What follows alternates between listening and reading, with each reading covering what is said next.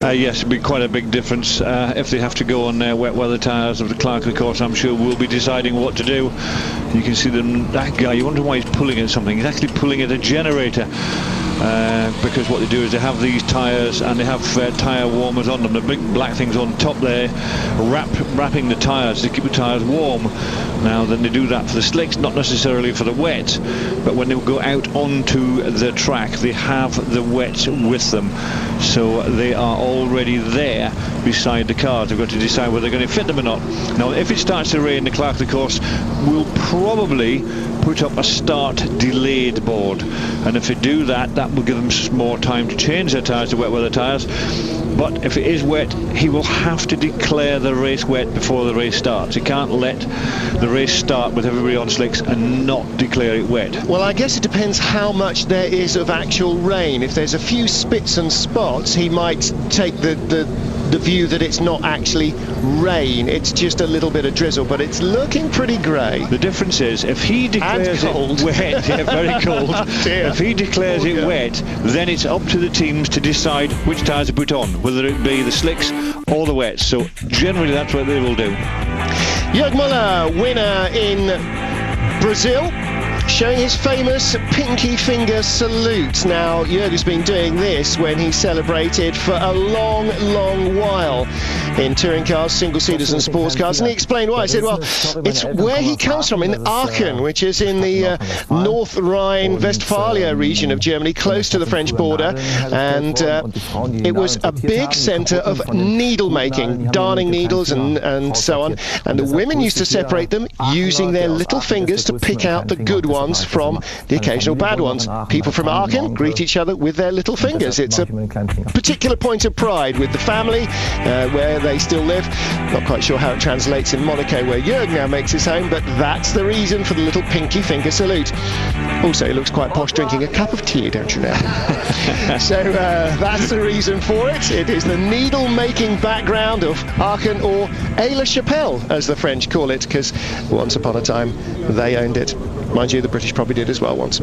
So there you go. It is winter draws on, really, isn't it? After a month of really summer temperatures across Europe. This weekend, as everybody will know, we've just seen Warsaw rained out, really torrential rain in Warsaw, the tennis final, and it's just so blustery here down by the North Sea. The wind might have changed, but it's still very close to the coast, and I hear air hammers, which means wet weather tyres are being applied somewhere, David. I can certainly hear the guns going, the wheel guns to try and take the wheels and tyres on and off. Not sure what's happening. I noticed the wipers are still not on the safety car front. There's the slicks that's off, so you can, I would take an educated guess. But now yes, they do come round on it's very sandy, exactly. Yeah, they do come round on old tyres. Yeah. Now once they get to the grid, the newer tyres are taken off that trolley and put onto the cars. And distraction there. Carry on talking. Then they have the new tyres, nice and warm, tyre warmers on, ready to go in the race.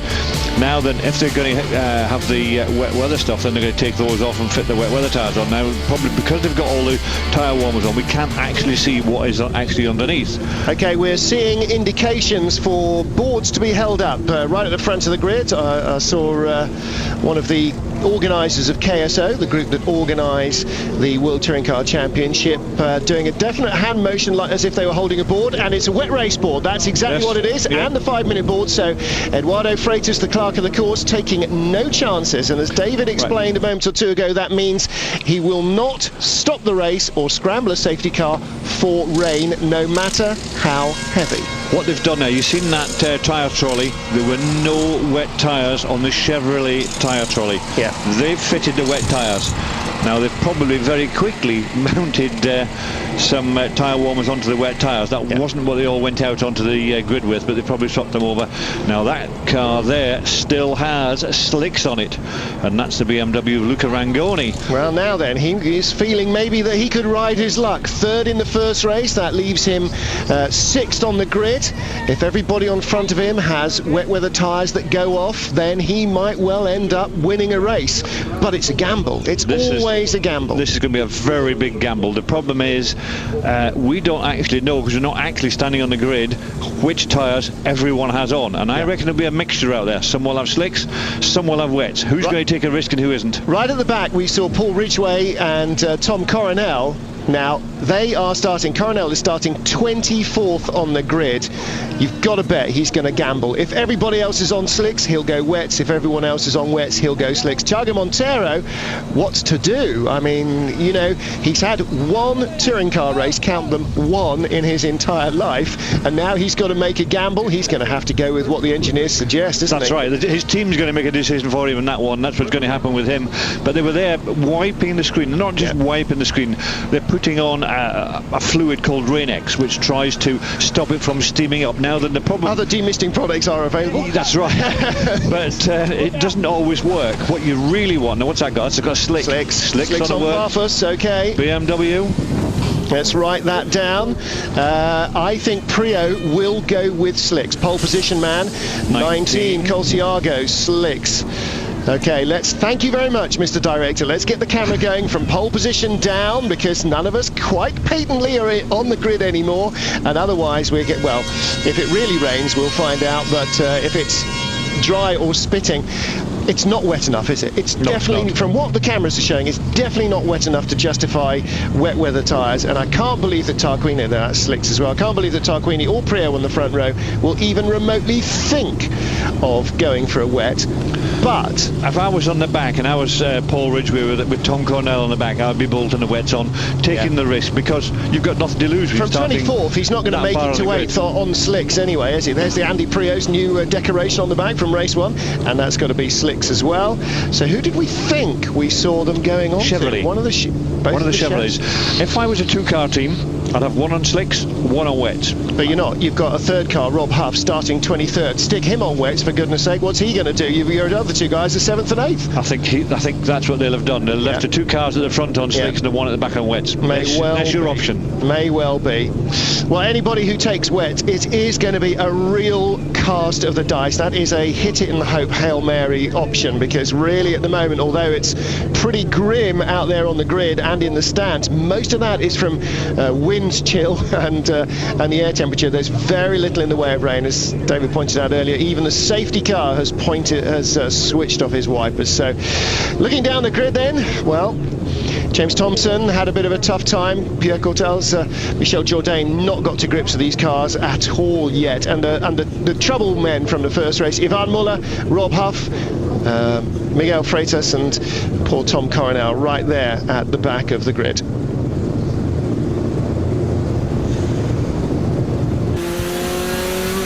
Welcome back live to Zandvoort in Holland. Thiago Monteiro coming round Zandvoort for the second time in his touring car career, about to take a start. The first one a rolling start. Now he gets to do a full standing grid start. He'll line up in 5th place behind pole sitter Andy Prio. Prio 8th in the first race, as ever in the World Touring Car Championship. Top 8 from race 1 go in reversed order for race 2. Everyone else from 9 down starts as they finished, or in the order in which they retired from the race. At the front, Andy Prio. At the back then, Tom Coronel, Ivan Muller, Rob Huff. 3 of our regular front runners who all suffered problems with broken suspension during a pretty incident-packed, if not overtaking, manoeuvre strewn first race. And that's the big story, David Leslie. Chevrolets 1-2, and here's the big story for race 2. The wind is howling. There must be about a 30-knot wind at the moment, which is very, very stiff. Coming down the back straight into Tarzan behind them. Now, is that going to make a big difference, do you think, for braking? I think it'll make a big difference in that, because it's so windy and you're sitting in the sand dunes, we keep coming back to the same thing again. It's going to blow that sand onto the circuit. So if they arrive down there and brake really late, they might not get the car stopped and turned. We've seen a couple of BMWs going off there, a bit of a problem. But you can see now they've all realised that they want to stay on the dry part of the circuit for as long as possible before they peel off onto the right-hand side of the circuit. And there it goes. They're all doing that. lining themselves up, 2 nice neat straight rows, and you can see the markings on the circuit where you actually need to be. And I think it might be a little damper out there than we can see on the TV screen. Well, it's a pretty abrasive surface at Zandvoort anyway, and of course there's the sand blowing across the track as well, which will help to bring that grip level down a little. But yes, it doesn't take an awful lot of damp on some tarmac to really produce a quick sheen. And I have to say, I have no experience of Zandvoort in these conditions, or in those conditions as a driver myself, and bizarrely, nor does David either. Right, 5 seconds to go, red lights are on, and a very quick change again to green. That was instantaneous. Andy Prio gets away. But boy, you had to have good reactions. Jörg Muller flashing the headlights as he tries to come through. Colciago gets swamped. So it is Prio from Tarquini, and Prio locks up, just about get round Tarzan. In third place was Augusto Farfus. Fourth place was Rangoni. Fifth place, Jörg Muller. Sixth place, Colciago. Seventh and eighth, Menu. And just into eighth place, Larini and Menu. Menu just hanging on to that eighth position with Zanardi now. He was one of 3 BMWs with Jörg Muller trying to tear their way through the top 8 at the start, and he didn't make such good progress. But the Chevy 7th and 8th off the grid. This is Menu, so Larini stays in front of him, but Prio with pressure already from Gabriele Tarquini. And starting at the very back of the grid was Rob Huff, and he's already passed about 5 cars, and he's the one that we think has fitted wet tyres. We're not sure, we're taking a guess at the moment. We think that they went for an option. Right behind him, Coronel carving through, and again, if you were going to have a gamble from 23rd, 25th, wherever he started, somewhere back in the, in the boondocks, then it would be a gamble on wets, and maybe it might just pay off for them. How long they'll last if it doesn't rain, well, that's another story in this 12-lapper. Yeah, it's going to be a big thing. If it doesn't continue to rain, they will go backwards quite quickly once the tyres get too hot. But you can see Huff still and Cornell just carrying through the rest of these cars. Emmett O'Brien with his car now in green. We didn't see it at all in the first race. We've seen just a glimpse of it there at the back. There's Portero with the Spanish flag colours on his BMW. Well, now, of course, we're riding with Jörg Muller. We're in 5th position onto the straight. The other thing with, of course, with Rob Huff and Tom Coronel is they are genuine top 6 speed cars, and so a lot of the cars they've been going through at the moment aren't. So they have that advantage, particularly in the early laps, because they're really combative and really professional. Janae down the inside of Alex Zanardi, so he picks up 10th place, 2 from the points still, though, at this stage. So we might see that Huff and Coronel's progress kind of gets a bit stymied when they get into 12th, 15th position. They can't really move very much further forward very quickly. In fact, this is a long gaggle. Prio had that warning, didn't he? 3 or 4 corners into the first, or in fact, Tarzan the first lap. As we see the start again. Watch Jörg Muller, the white BMW, past 2 Chevrolets and a Seat there. That was a great start. Weaved right, weaved left, down the inside, here with Menu.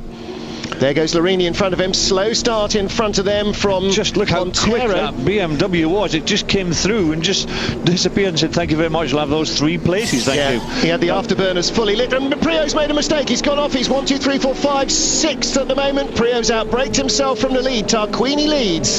So Tarquini leads from Farfus. And Larini's got past Colciago as well, so that'll help him. So what we had missed also further back is Ivan Muller is going with Rob Huff and Tom Cornell. Those 3 are going together through the field. Yes, he is, but big mistake by Prio, and Menu trying to get his nose in front or alongside Colciago. Tarquini under pressure from Farfus. It's exactly what Prio didn't want, is not only to give away the lead, but to have Farfus again outscore him. Farfus is our current championship leader by 3 over Prio, by 4 over Jörg Muller, and he's lying second ahead of Luca Rangoni, who is not going to overtake him or knock him off. Jörg Muller, well, he will try and get by Rangoni, and Rangoni will let him, because I'm pretty sure that along with the congratulatory handshake from Dr. Mario Tyson was just a couple of words about independent trophy being so important to the manufacturer, and how it would be really helpful if he could just keep an eye on his mirrors for other white cars coming up from behind, that sort of thing. So don't expect Rangoni to hold off Muller or Prio, but once he gets dropped back down to 5th in front of the Alphas, expect his BMW to multiply its width by a factor of some, well, 2, 3, 4 times perhaps. But as it is, Tarquini in these conditions is pulling away from Farfus. Now we saw that Farfus with 35 kilos of success ballast couldn't stay with the Chevys. Here's Priaulx, and it was in contact with Tarquini, or did Andy just get it wrong under braking and Gabrielli had nowhere to go? It could be a little bit of a push from Tarquini there, I think, that pushed him wide and allowed the rest of them through, but they are still nose to tail, and that's those three cars further back there, all together, which have got 14th, 15th and 16th. You've got Van Muller, Rob Huff and Tom Cornell. We are guessing, still guessing, that they may be on wet tyres. Well, if it gets any wetter, then they really will look like heroes, won't they? Because if the squall comes in off the ocean, it'll come in instantly and the circuit will be drowned. And with Jörg Muller now behind Luca Rangoni, he's going to have to pass him. Rangoni can't just pull over and let him go by, because there's the next independent, that number 19 Seat of Roberto Colciago. It's only 3 cars behind him, and those two cars between them are the factory BMWs and Nicola Laurini's Chevrolet now, of course. So he can't just Rangoni can't just pull over and let the queue go by, because Colciago will slip right in. He doesn't really want that very much. So the BMW still becoming very dominant again, like they were in Brazil. First car's a Seat, then you've got 1, 2, 3, 4 BMWs. Farfus, Rangoni, Jörg Muller and Andy Priaulx. That's Potero and Zanardi having their own little battle for the back. The two Italia Spain Roberto Ravaglia run cars, so they better keep their P's and Q's nice and tidy. And just in front of them, Jordi Genet and Thiago Montero, and there is Ivan Muller just squeezing by Pierre-Yves Courtals, the Belgian driver in the Monroe car. Rob Huff next up, and going with him Tom Coronel as well. So those three certainly have got bags of pace. Let's have a look at fastest lap by Ivan Muller, 1:49.8. Fastest lap by race leader Tarquini, 1:49.2, and that's Menu. Now, as we went past the S's, I saw a blue car on the side, and I thought we didn't see a Chevy go off, but a Chevy has gone off nonetheless. Eric Nev there with the celebratory bow tie, and this is Menu. This is the Rob Huff crash, but at a slightly reduced pace. He went off exactly the same way as Huff, and I wonder if it was he pulled right off. Something obviously had gone wrong with the car, and he just simply pulled off the circuit, got out of everybody's way, got the car to a place of safety, and therefore there's no safety car required or anything else. And he was certainly able to steer that car where he wanted to go, because he had to turn it around a very sharp corner to get out of the way. There we go, Muller going past Rangoni. Rangoni That's had what to you stay would online expect as well, yes, absolutely. Yep. And Rangoni left him just enough room, and Priaulx will expect the same sort of treatment as well. Larini now in 6th place, Colciago in 7th. So again, really, really important. Here we go with Jörg Muller, looking down the inside. Can't stress enough, Rangoni, an Independence Trophy driver, but would be scoring points for BMW in the manufacturer's race if he was one of the top 2 BMWs home. So it's just as valid in terms of manufacturer's points for him to be ahead of Jörg Muller as to be behind him. Priaulx next up. Is he going to have a look into Tarzan? Yes, no, because really there was nowhere for Rangoni to go, but oh no! Teammates. Felix Porchero from 4 or 5 miles back down inside Alex Zanardi, and that really was completely unnecessary for 10th place. Gets by Zanardi, but nearly put them both in the gravel, and the Italian won't be overjoyed with his Spanish teammate. Tarquini with Farfus still, well, 3-4 tenths behind him, in fact closing the gap a fraction. Jörg Muller coming as well. Mario Tyson looking relatively relaxed. He had a BMW Motorsport, of course, no Formula 1 this weekend to worry about, so he can come to the nice sunny seaside in Zandvoort. More water on the camera lens, little few more spits and spots. Wonder how it's going to pan out. 7 laps after this. Oh dear, oh dear. Well, that was from so far back, he could probably have sent that in by post and it would have been nearer.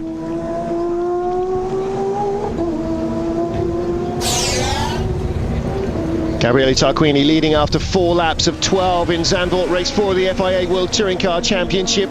Augusto Farfus second, Jörg Muller in third, both for Schnitzer BMW Team Deutschland. 4th place, Luca Rangoni's white and blue car, the independent Pro Team BMW. Andy Priaulx in 5th, was leading the race early on, but outbraked himself once, got away with it at the first corner at Tarzan, didn't get away with it the second time, and his setup has not been what he'd really hoped for, I think, here at Zandvoort. They test a lot at Zandvoort, but not on the long circuit, only on the short circuit. So they've not run the car on the long circuit before everybody else had. But the RBM team just not quite really able to get it where Andy wanted after qualifying. But nevertheless, he's just sort of hanging in there, scoring points. That's what he needs to do at the moment. And with a 5th place, that will gain him points. Not as many as the guys up against. Farfus at the front in 2nd place, and Muller also in front of him. But of course, Tarquini as well was the next non-BMW driver after this race, wasn't he? So he's in 4th place. So that will be helping him against Jörg Muller and Andy Priaulx as well, if it finishes the way it is. No question, Farfus will gain more points than any of his Brazilian race rivals, but Tarquini is looking a little stronger here, and like Andy Priaulx last year, Tarquini was saying over the winter, I'm going to have to just get race points in every race I go out and deal with the weight later, because it won the championship for Priaulx, and trying to avoid weight left him absolutely nowhere by the end of the season. That's right, and you know, now he inherited that lead when Priaulx went wide. We think it was because of a touch, but we're not 100% sure, we didn't see it. But there we are, Tarquini now got a nice, gentle little lead. There's not a lot in it, only half a second, but nevertheless, it looks reasonably comfortable at the front. The BMW is not giving him that much difficulty, but behind these guys are making no more impact. No. The what we think is a wet tired cars of Muller, Hoff and Coronel. Watch Tom Coronel's orange car next time you see it in a fast corner. It is oversteering like his drifting car. I think he may well be on wet weather tyres, and I think they've had it. I really do. Muller and Huff have got up behind Zanardi. They're 12th and 13th, and they can't get any closer.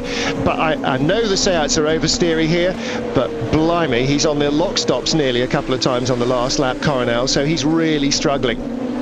Priaulx coming across the line in 5th place behind Luca Rangoni still, and Rangoni doesn't want to give anything away. There's no real reason why he should. He's not paid by Mario Tyson. In fact, the other way around, he pays Mario Tyson to buy the car and the spares. So if anything, perhaps Tyson needs to be just a little kinder to him in terms of discount or something to get him to move over. But Priaulx right there, Nicola Larini, 2nd in race 1, don't forget, 6th position at the moment.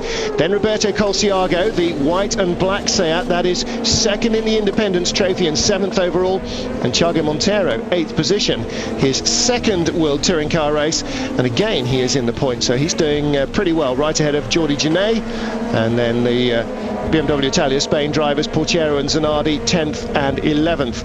But at the moment it's pretty static. Tarquini can hold off Farfus, and the Brazilian just can't get close enough to him. Oh, and Priaulx's having another look at the top of the circuit.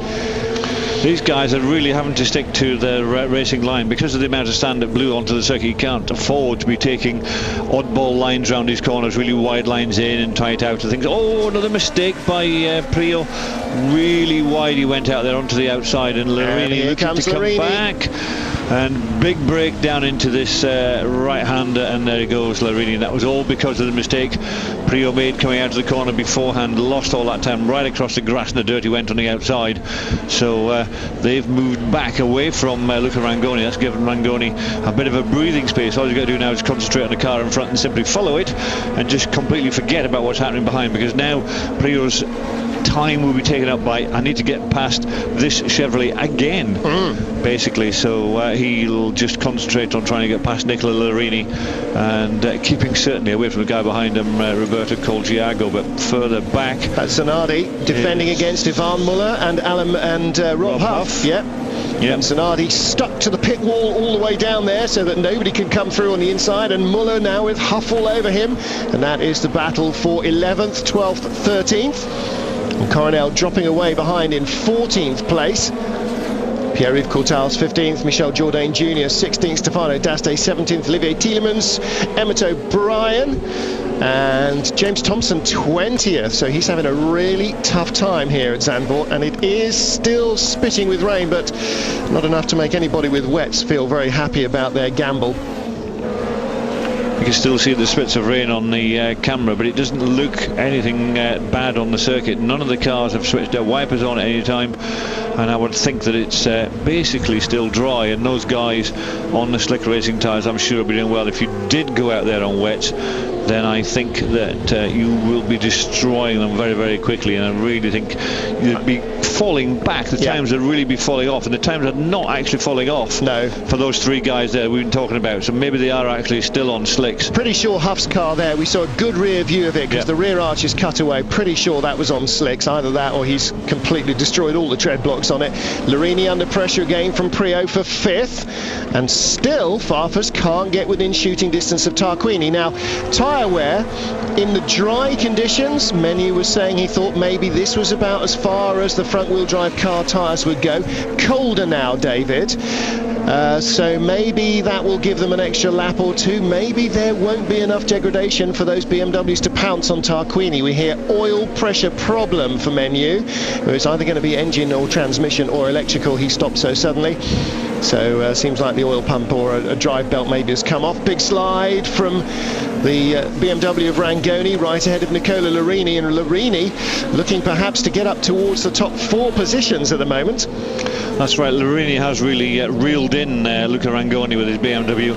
We thought he would maybe just be following the first 3, and that would be the split basically. We have 1, 2, 3, 4, then a split back to 5th and 6th, but that hasn't actually happened. Rangoni, to get it right, has dropped one of those back. Italian pastas. Yeah, and Larini is really making the most of it, but he's obviously pulling Andy Prio along with him, and they're desperately trying to get the places, because at this point 3 laps to go, you really need to be trying some overtaking manoeuvres. A couple of really good places on the circuit. We've seen the overtaking taking place, 2 specific places. One's at the end of the straight, and the other's around the back of the circuit down into the S is the Audi box as they call it. And I think even on the last lap it might be a bit more of a do or a die effort, because there's no more race after this. Exactly. This is it for the day. To rebuild it before Valencia.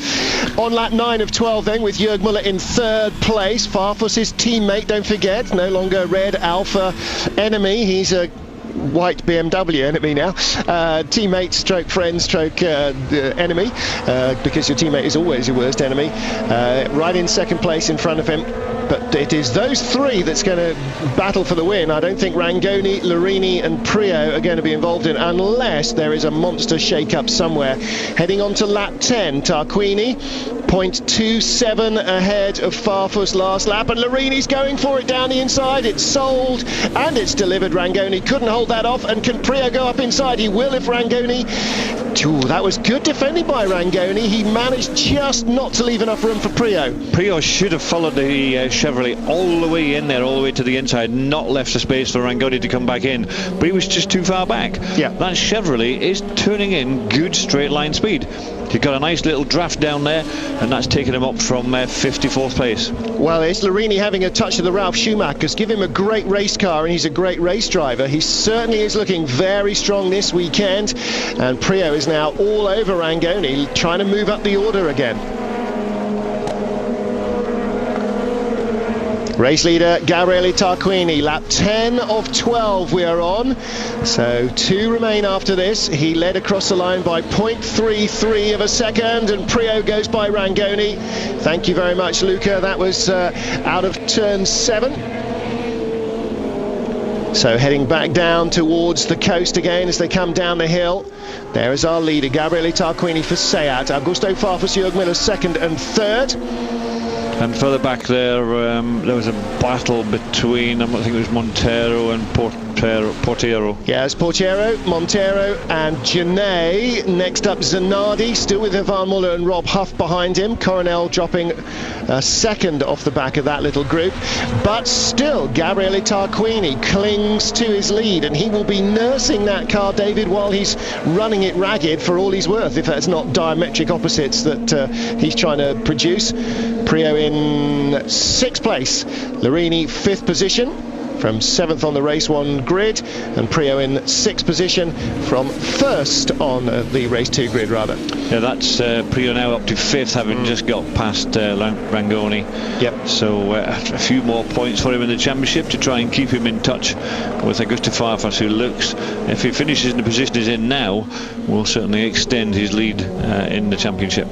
Yes, he will. Another 10 points will help him versus Prio and Jörg Müller, but Gabriele Tarquini is setting down the Seat marker. focus nice and early here after scoring well in Brazil, scoring very strongly potentially here in Zandvoort as well. And as he said again pre-season, he said there's no point being the best scorer in the second half of the season if you do nothing in the first half. He said, I've got to get points every single time I put my bum in the car, and he's as good as his word. With Jörg Müller then, joint championship leader coming here with the man right in front of him, Augusto Farfus. And still, as you look around this fabulous seaside circuit, the holiday complexes around Zandvoort, some of them built now on the old part of the Grand Prix track that's no longer used, and just outside the city of Haarlem, 25 kilometres from Amsterdam's Schiphol airport as well. So a huge draw for a very large percentage of the Dutch population, and despite the weather, quite a lot of them seem to be spending their Saturday and Sunday here, including the Prime Minister, who Tom Coronel scared witless in a road car Seat just after yesterday's qualifying session. The Prime Minister of the Netherlands, a very big motorsport fan by all accounts, and I'm sure if he viewed any of it through open eyes, he will have thoroughly enjoyed his experience. Tarquini, Farfus, Müller are top three. David, nothing much telling you that that's going to change as they come on to the last lap of this race. Well, the position changing have been behind. The first three have been fairly stable throughout since Andy Priaulx made his mistake early on. But they are. Müller still having a look down the inside. He looks as though he's a fraction faster than his teammate, but his teammate is still stuck behind Gabriele Tarquini and can't go anywhere. And I have to say, for Seat, this will be a very good result, because earlier on today we said that they really didn't work well round here, and they were struggling because all their stars that they've had in the past, unfortunately, were not doing so well, and the person who was doing better than anybody else at all, of course, was Montero, but unfortunately he's now slipped to 9th, and that's actually out of the points. But in the second race, the Seat here that's really doing best, one of the established stars, Gabriele Tarquini, he inherited the lead, and he's hung on to it bravely, with the other two really chasing him very hard indeed. Hanging on bravely there through the awesome Schivlach and Masters down towards turn 7, the kind of hairpinny corner at the top of the circuit. And interestingly, 2/10 quicker than anybody else in the last 2 or 3 laps has been Nicola Larini, and they are catching a back marker. One of the Russian Bears BMWs might yet play a part in this, because Larini is under, Tarquini is under huge pressure as they just drop Larini. Farfus with Jörg Müller egging him on all the way. He's going to have a look down the inside at the S's. It's not on. He's perhaps more defending against Jörg Müller. Will the back marker be in the way of Gabriele Tarquini? That would be an awful way to lose a race. The back marker needs to get right offline.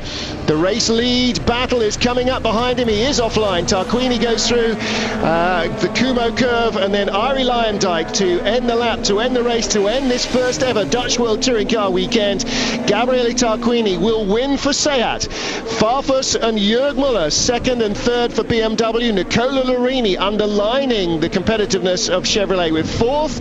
Andy Priaulx, Luca Rangoni just ahead of Roberto Colciago, the other independent, in the top 8, and Felix Portiero gets the final point. So Jaime Puig gets a win, but overall the BMWs second, third, fifth, sixth and 8th, increasing their championship stranglehold, perhaps, if you would like it that way. The BMWs consistently picking up major points as different drivers win the races. In Brazil, it was Farfus and Jörg Müller for BMW. Here, it has been Alain Menu and Gabriele Tarquini for Chevrolet and for Seat. But again, Farfus, again Jörg Müller, and also this time as well Andy Priaulx in the points. But be interesting to find out from Priaulx afterwards what happened, whether he did feel he was pinged from behind by Tarquini. Whatever it was, something cost him the lead and the win. Confirmation then of the result, and David, you've been doing a little bit of point adding up. Our series leader is still Augusto Farfus then. On 28, then we've got Jörg Müller on 22, and third equal now we've got Andy Priaulx and Gabriele Tarquini on 21, so the top 4 very, very close indeed. Big weekend then for Tarquini in terms of points, at least as much as for his BMW rivals. Welcome out live to Zandvoort, where you see the man who qualified in 13th yesterday and didn't look enormously happy with the way things had gone. A real turnaround in fortune. A grafting race weekend from Gabriele Tarquini. 13th to 7th in race 1, and then second on the grid to victory as a result of that in race 2. So good result for Gabriele Tarquini. Joined third in the championship. He said before the season he wanted to score points like Andy Priaulx, and so he's done. 21 points. He's tied with Priaulx. Only slight flaw in that plan is that Priaulx is only third in the championship. So you win some, you lose some. But there is our points leader, Augusto Farfus Jr.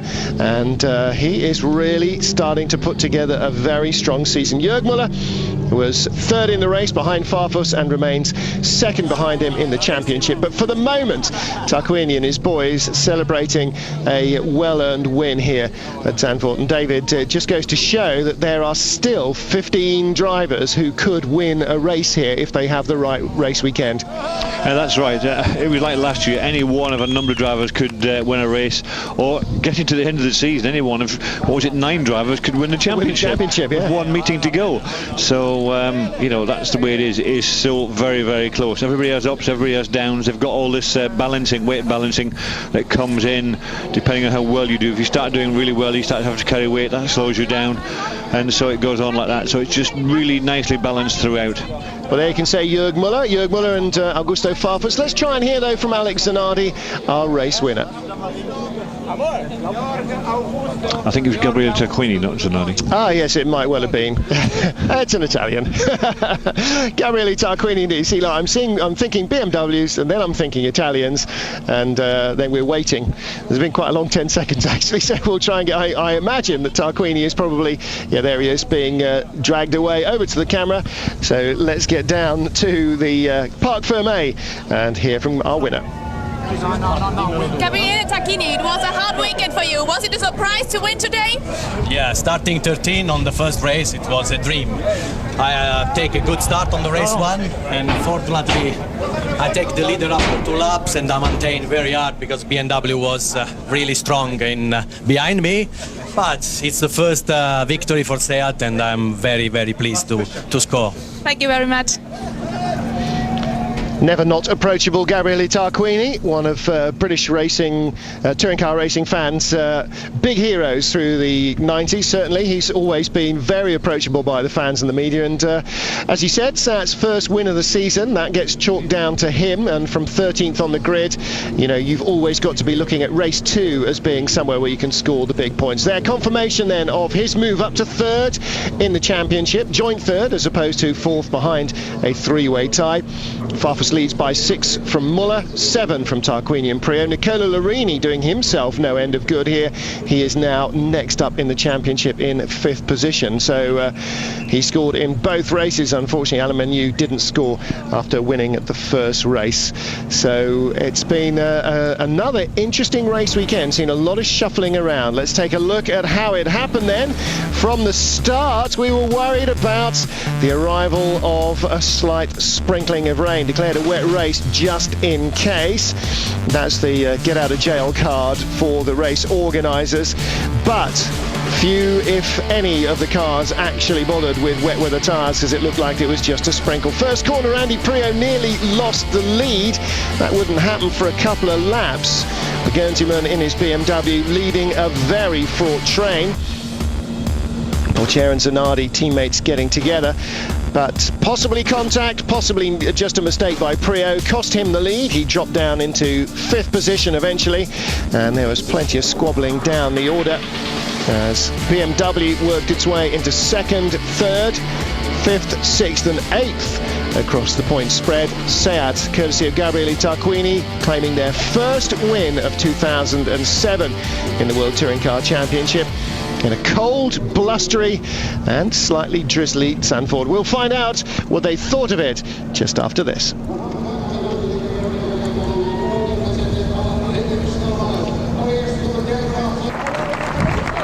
Welcome back live to Zandvoort as you see our top 3 drivers on the podium, together with Luca Rangoni on the right, the Independence Trophy winner. On On the left-hand side is second placed Augusto Farfus. In the centre there, Gabriele Tarquini, the race winner for Seat Sport. And on the right-hand side, BMW Team Deutschland, Jörg Müller, third place. So the Schnitzer team second and third here. And they had a brace of wins and third places in Brazil.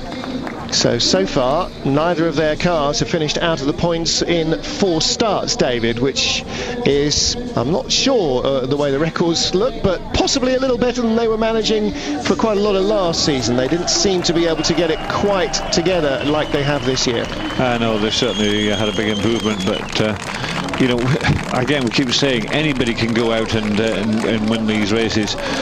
You need to score good points and score them on a regular basis, and it's not easy to do that when there are so many different people quite capable of winning these races. And as the girls giving the boys a champagne, they don't want their pictures taken, they want to spray the champagne. That's what they're after. So off it goes.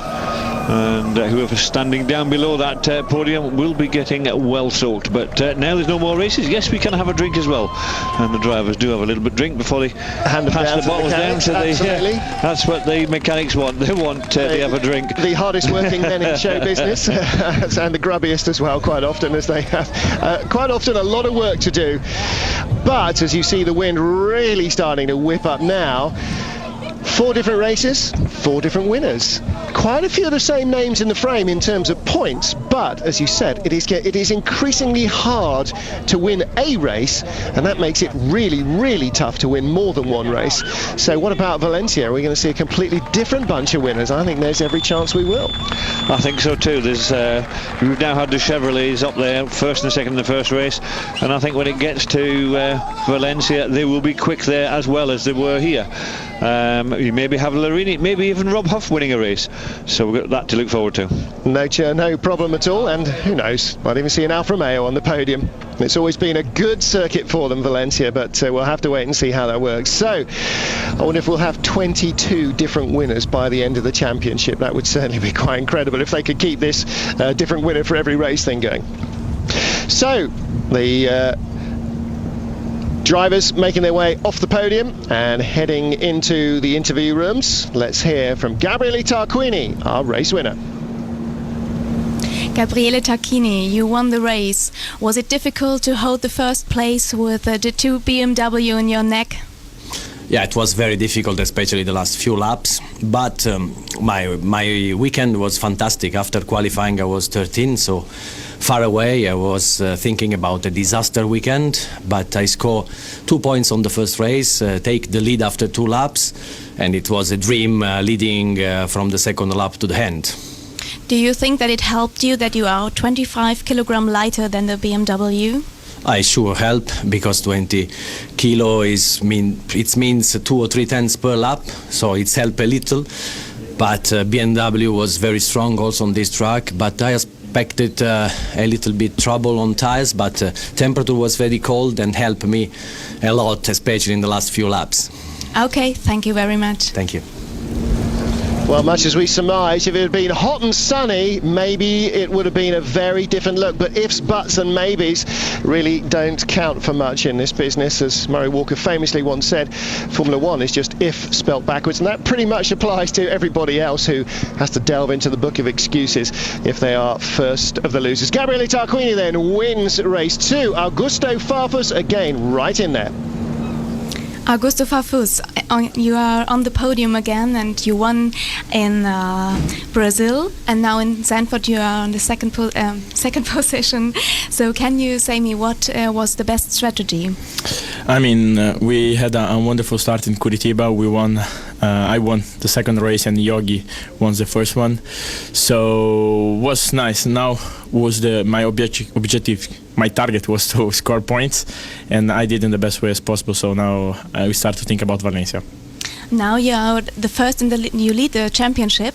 How does it feel, and how is the strategy for the next races? I still score points. You know, we saw this championship is quite tight. It's quite difficult. The drive level is very high, so it's important to score as more points as possible during the racing weekends. Now we go to Valencia with some handicap on board, but let's try to score some points again. Okay, thank you.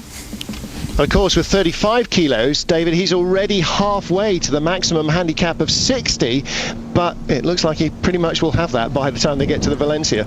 Yes, certainly going to be much heavier by the time he gets there. Our second position there, when he was one of the heaviest cars to start with, will certainly make it more difficult for him there. Jörg Müller, you drove on the 10th position on the 3rd position. How was it possible? Well, obviously I had a very, very good start. I mean, Eduardo, our starter, was very fast with the lights, so they were on for probably a tenth of a second or something like this. And I think still in my old age I have a quite good reaction, so I just reacted a little bit faster than the others. So yeah, I made up quite a lot of position at the start already, and then I found a very, very good car. I was struggling the whole weekend, and we did something before the first race which you never do. From qualifying to the first race, we swapped the car completely: springs, dampers, roll bars, everything. And now I found my car back again, which I had in Curitiba, and was a good finish for the season, for this weekend for me. What was your best strategy today? I'm going to tell you the same what everyone tells you, no accidents, points. I also wanted to do points in the first race, but the car wasn't as perfect as in the second race. So thanks to my team that they gave me such a good machine. The cars were very close. So how did you was it possible to get out of trouble? How was it possible? I mean, most of the drivers know each other for a few years now already in the championship, and I think it's getting fairer and fairer over the last few years. Hopefully it's going to stay like that, and there's still some very nice overtaking maneuver, but they should stay fair. Okay, thank you very much. You're welcome. So Jörg Müller again on the podium, and just a couple of points off the championship leaders. His weekend got better and better, and the message to the mechanic: don't touch it, boys, it's perfect as it is.